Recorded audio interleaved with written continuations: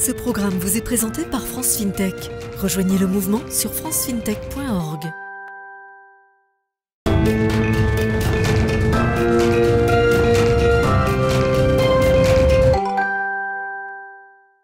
Bonjour Marc Kepeneguian, vous êtes le fondateur et CEO de Cryptown.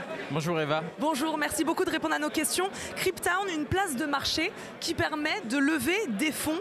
Moi, ma première question, c'est de quel constat est né ce projet ? Du fait que quand vous êtes une PME française ou même européenne, c'est compliqué de trouver des fonds propres. C'est une situation qui s'est exacerbée avec le Covid, puisque la plupart des PME françaises ont eu accès à des PGE, des prêts garantis par l'État, ce qui a augmenté leur ratio d'endettement. Et aujourd'hui, quand elles ont besoin de fonds, elles retournent voir leur banquier, qui malheureusement, comme elles ont un ratio d'endettement élevé, leur dit qu'il faut les recapitaliser en amont. Elles n'ont pas de solution. Il n'y a pas de solution aujourd'hui en fonds propres pour le tissu des PME. Et c'est aussi pour ça qu'on n'a pas assez d'ETI en France. Et l'idée, c'est de leur apporter une solution en fonds propres accessible pour qu'elles puissent se refinancer et réindustrialiser et faire de la R&D notamment. Cryptown, c'est une sorte de bourse d'actifs numériques pour financer donc les PME, c'est ce que vous venez de nous dire. Comment marche exactement cette plateforme ? Alors, c'est assez complexe. On est à la fois régulé en France en tant que PSAN à l'AMF et à la CPR et à la CSSF à Luxembourg. Et ça permet à des sociétés de venir nous voir. Pour elles, c'est une augmentation de capital. Donc on s'occupe de tout. Et les investisseurs vont pouvoir investir dès 1 euro. Donc tout se passe en euros sur la plateforme, dans les actifs qu'on va émettre dans le cadre de l'opération. Une fois l'opération de financement terminée, la boîte reçoit ses fonds, vit sa vie, se développe, fait levier bancaire si nécessaire. Et on va coter cet actif sur notre plateforme. Et les investisseurs vont pouvoir revendre quand ils le souhaitent. Donc au lieu d'être bloqué dans votre investissement, vous avez investi 1 000 euros. Dans 2 semaines après, vous avez besoin de liquidité, vous pouvez en vendre une partie. C'est quelque chose qui est normalement impossible dans les PME. Et nous, on le permet.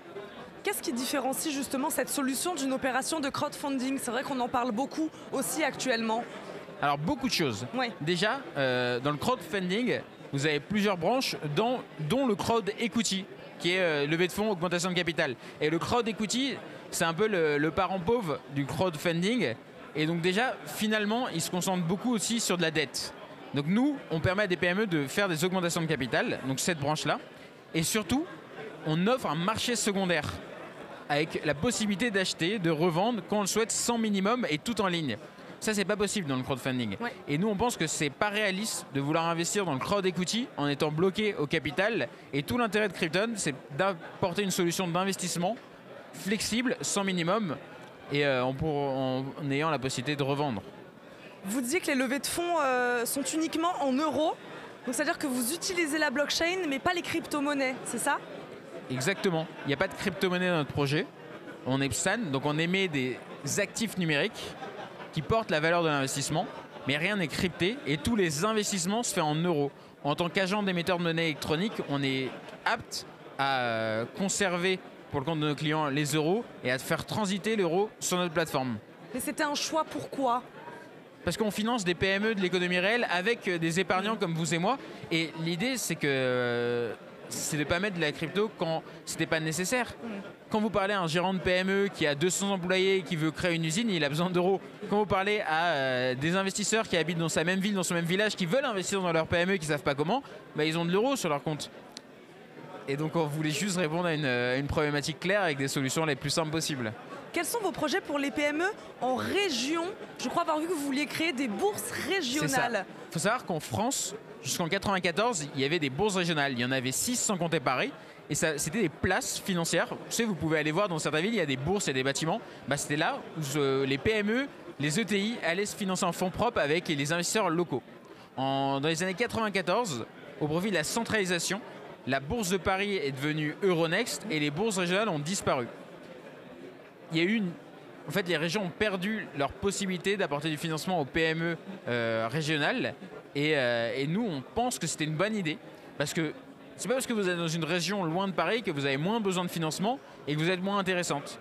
Et donc, on voulait apporter un outil pragmatique. Donc, on a fait un partenariat avec la région Grand Est. On a fait renaître la bourse régionale du Grand Est sur notre techno qu'on opère pour eux, pour financer les PME du Grand Est avec les épargnants du Grand Est. C'est déjà le cas ?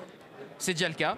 Et l'idée pour nous, c'est de paralléliser, donc créer dans d'autres régions et finalement compartimenter pour apporter une solution à toutes les PME françaises dans un premier temps et européennes. Quel est votre business model aujourd'hui ? notre business model, il y a deux parties. Quand une société est intéressée, on va la financer en faisant facturer des frais fixes de due diligence mais très faibles, qui est de l'ordre de 2 000 €. Puis une fois la période de financement terminée, on va prendre entre 2,5% et 5% du montant levé. Donc une fois qu'elle a reçu l'argent, et elle n'a aucun autre business model, enfin rien d'autre à payer. Pour les investisseurs, le financement est gratuit, il n'y a pas de frais. Et quand ils vont revendre, il y a 2% de transaction fees uniquement. Il n'y a pas de garde, il n'y a pas de... Voilà.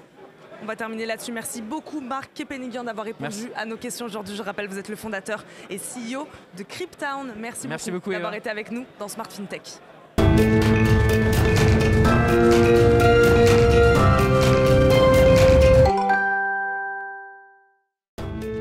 Ce programme vous a été présenté par France FinTech. Rejoignez le mouvement sur francefintech.org.